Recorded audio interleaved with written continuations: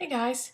So every once in a while I like to do a video that has nothing to do with beauty, just to kind of mix it up, show you what my other interests are, that sort of thing. So today's video is going to be my Netflix picks. If you aren't familiar with Netflix, I did a whole video about it, and if you just type Netflix into the search box on my channel page, you'll find it, which will tell you all about Netflix, how it works, and that sort of thing. But today I'm just going to talk about what I have been watching on Netflix. The way I use Netflix is I will find a TV show that my husband and I both enjoy, and then we'll just go right through the whole thing. We'll sit down every night and watch one episode every night until we finish the whole series. And then when we finish it, we'll find something else and do the same thing. That's just the way that we like to use it. We like to sit down and watch a show together, and then, we can talk about it afterwards or whenever. And it's just fun to do it that way.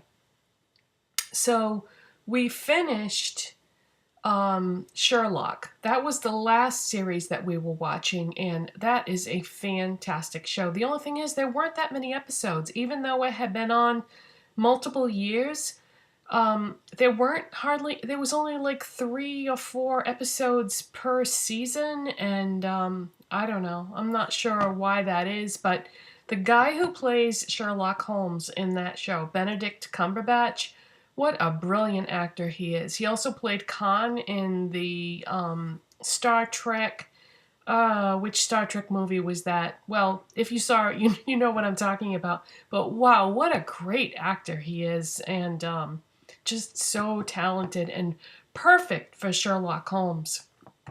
He plays him really quirky, but when I first started watching the show, I thought, geez, I don't know, I really don't normally go for mysteries, but the show is so well done. It's so well written, it's so well acted, keeps you guessing, turns things around on you. It's just a great show, and I really think that the guy who plays Dr. Watson is a great counterpart to Sherlock Holmes, because he's very grounded, down to earth, and more practical about things, whereas Sherlock Holmes is kind of off the wall and really neurotic. So we watched that entire series. So we were looking for something else, and what we have been watching since we finished Sherlock is Merlin. Now, if you like the fantasy genre, like, for example, the Lord of the Rings movies, that sort of thing, this is the genre that this falls into. Merlin is based on the legend of King Arthur, and it's told from the perspective of Merlin, who was a sorcerer.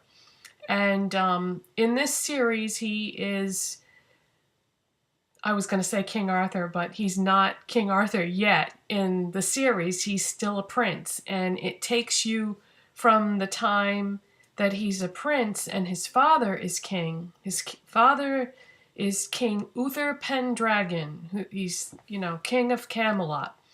And it takes you through this whole legend, though, of King Arthur thing, how he started off as a prince, how he became king, that sort of thing. And you might think, oh, it's historical fiction, or, well, some people think that that is true, that it's based on real people, but I guess there's some controversy surrounding that. But anyways, that's really neither here nor there. It doesn't have anything to do with enjoying the TV show. But this show has been on for many, many years, so we were thrilled that we enjoyed it, because I can't stand it when you just get into a show and then you go right through it and it's over. So this has got loads of episodes, multiple seasons, and it's pretty much got something for everyone, because, like I said, it is based on history, or so they say, or so they speculate.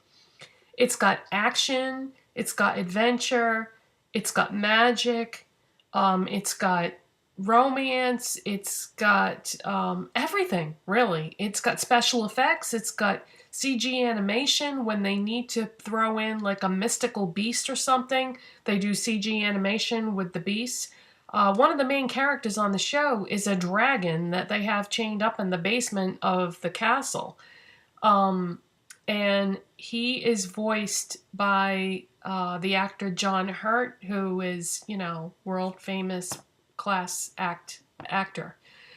The man who plays, or the actor who plays Uther Pendragon, you might remember him. His name is Anthony Stewart Head, and you may remember him from Buffy the Vampire Slayer. He played Giles. So it's so great to see him in such a completely different role than just someone who was a librarian and Buffy's advisor. So in this is a really meaty role that he just does it all, and he plays a tyrant.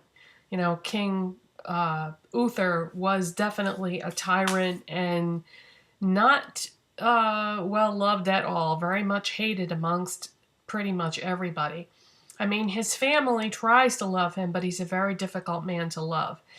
But what's great about this is, you know, they show you Prince Arthur and how his character evolved over time because of the influence of his friends around him.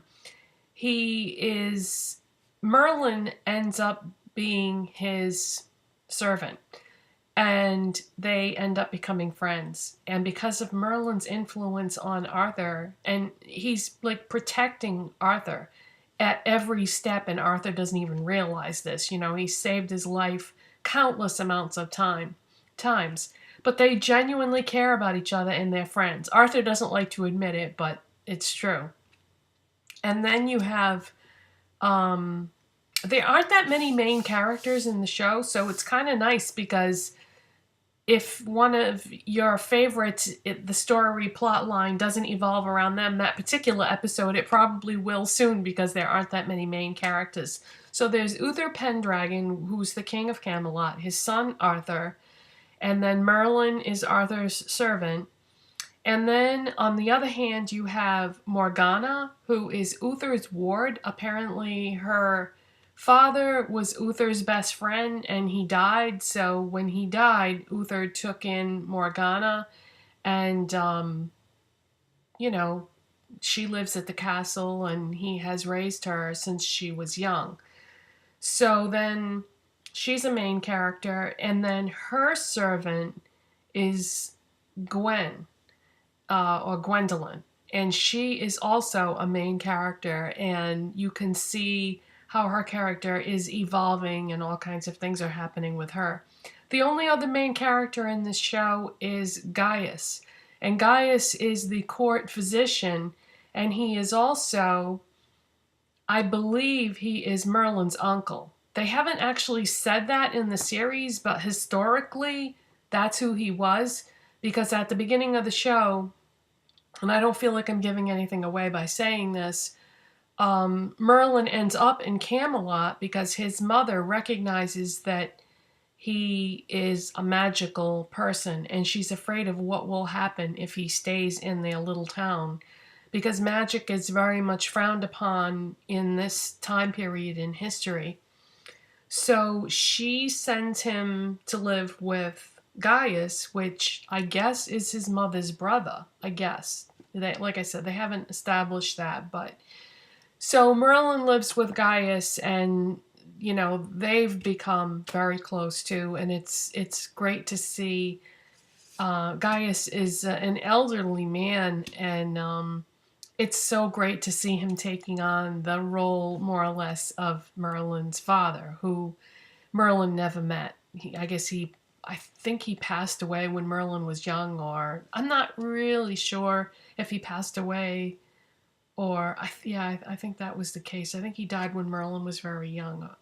But anyways, this is a great, great show. You get awesome character development with it. You really get to care about these people and watch their characters evolve over time. Right now, we are in season 2, but I believe there were 5 seasons to this show, I think. 5 or 6 seasons, so we've got a long ways to go, but we're enjoying every minute of it. And if you like the fantasy genre, I would strongly recommend that you check out Merlin on Netflix. If you like mysteries, or even if you don't like mysteries, try an episode of Sherlock, because that is also a great show with a very talented cast. So that's it for today, you guys. Those are my Netflix picks, and I will see you next time.